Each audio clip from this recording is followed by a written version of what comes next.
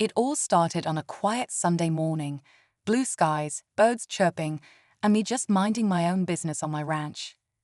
I'd worked hard for this place, a little slice of peace away from the chaos. But that peace didn't last long. Out of nowhere, a woman from the HOA, let's call her Karen, showed up at my front gate, arms crossed, lips tight, and a clipboard clutched like a weapon. I thought it was just another one of her usual complaints about fences or lawn height. But this time, it was something completely out of line. She straight up told me I needed to move out. Not because I broke a rule, not because of anything I'd done. No, she claimed asterisk her son asterisk needed the property. Her asterisk grown asterisk son. She said it like it was a done deal, like my home was just waiting to be handed over. I honestly thought I misheard her at first, but then just when I thought she couldn't be more serious, she pulled out her phone and dialed 911. Yep, she actually called the cops on me for refusing to leave asterisk my own land asterisk. What followed was one of the most surreal and unbelievable moments I've ever experienced. I couldn't believe what I was hearing, and neither could the officer who showed up. But this wasn't just about a power-hungry HOA member. There's more going on behind this demand, something deeper. And when I found out the real reason, it changed everything. But let me start from the beginning. So here's a little backstory. I moved out to this ranch about 3 years ago. It's not fancy, just a simple home, a few acres, and enough space to breathe. After years of city life and endless HOA drama, I thought I was finally free. Turns out, freedom has a way of attracting the exact people you were trying to escape. Karen moved into the neighborhood about a year after me. She didn't waste time getting on the HOA board, and once she did, things got weird. Random inspections, letters about unauthorized structures that turned out to be my mailbox, complaints about the color of my shed. It was non-stop. Still, I tried to stay out of it. I kept my head down and stuck to my land.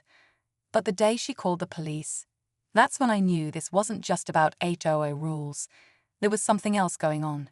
She kept talking about how her son was coming back and needed space to start fresh.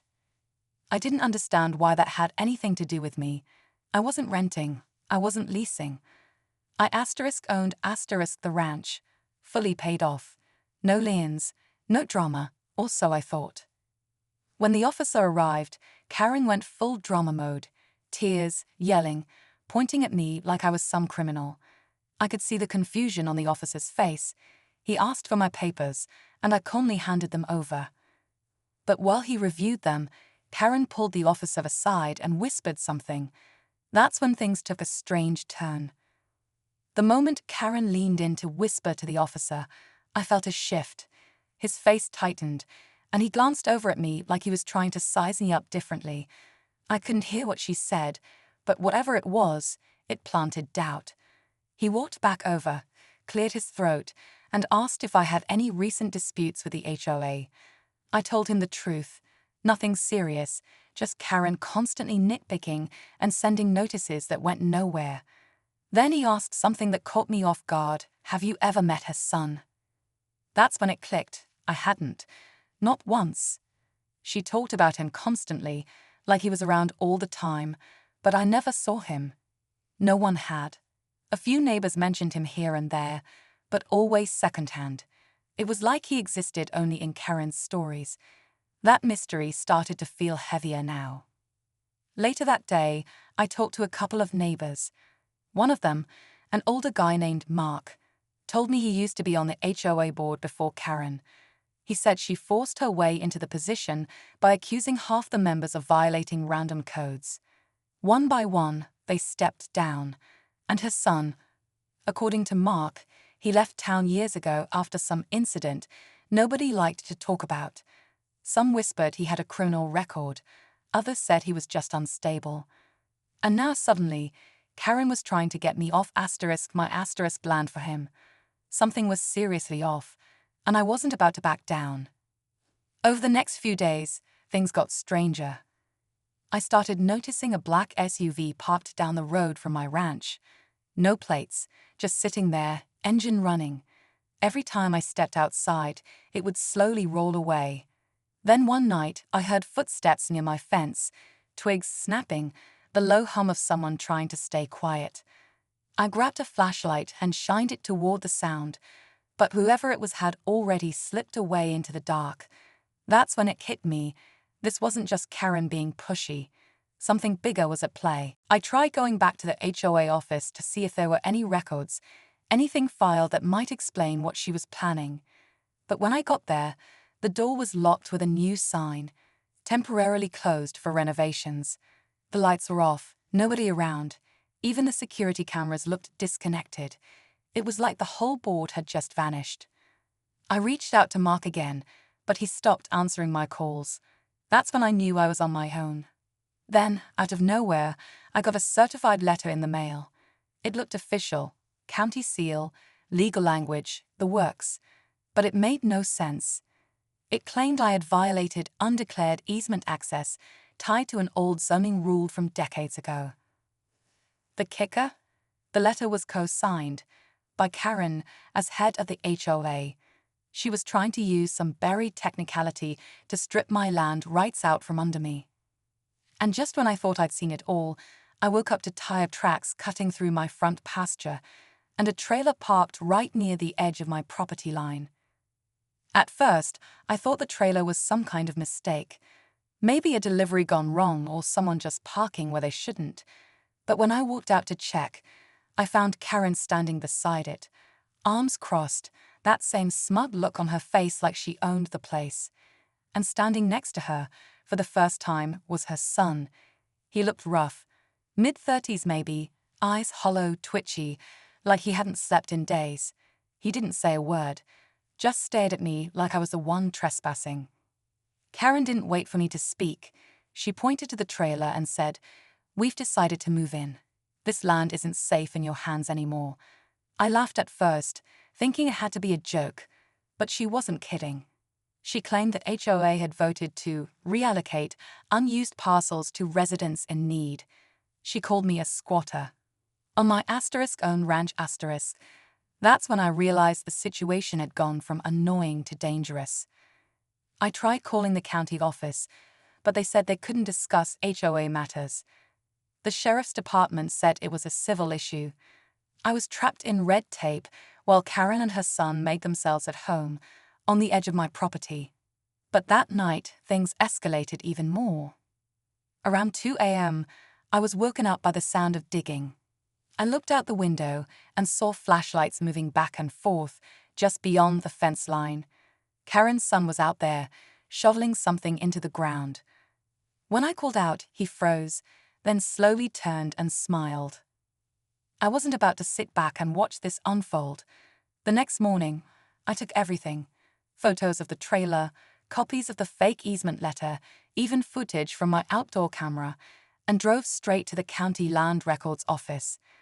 I asked to speak with someone in zoning enforcement, and luckily I got through to a guy who'd been there for decades. When he saw the letter Karen had sent me, his eyebrows shot up. "This isn't real," he said. "This easement was revoked 15 years ago. She dug up an old draft and edited it." That was the break I needed.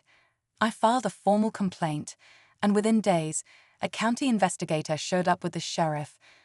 I stood back as they approached the trailer and asked Karen and her son to step out.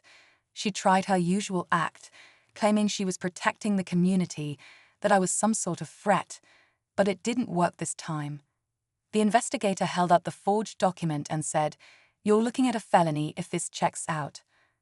Her son, who hadn't spoken much until now, suddenly snapped. He shouted that the land * was supposed to be theirs *, that his grandfather owned part of this property before it was sold off. That's when the twist hit. This wasn't about the HOA or power plays. Karen believed this land was stolen from their family decades ago. She wasn't just trying to control me, she was trying to take back what she thought was rightfully hers. But records showed otherwise.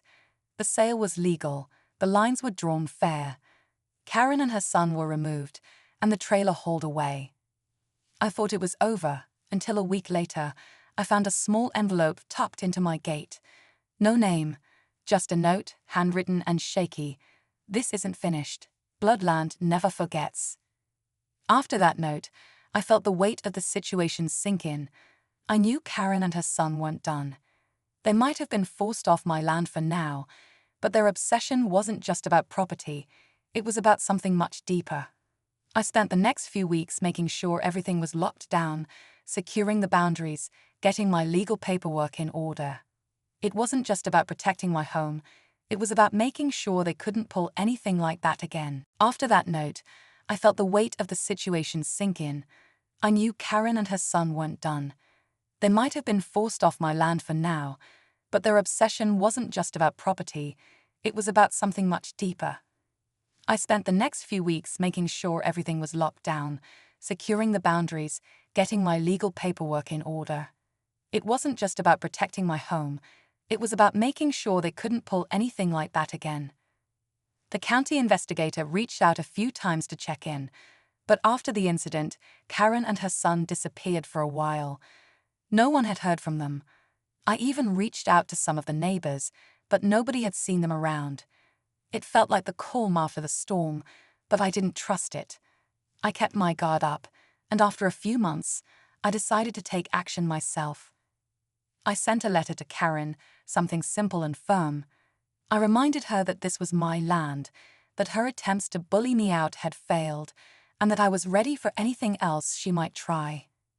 I made it clear that if she or her son ever returned, they'd be facing legal action, and I had the full weight of the county behind me now. In the end, Karen and her son never came back. The HOA slowly started to dissolve under new leadership, and life returned to normal on my ranch. But I learned a valuable lesson. Sometimes, it's not just about fighting for what's yours. It's about standing firm and refusing to back down, even when the odds seem stacked against you.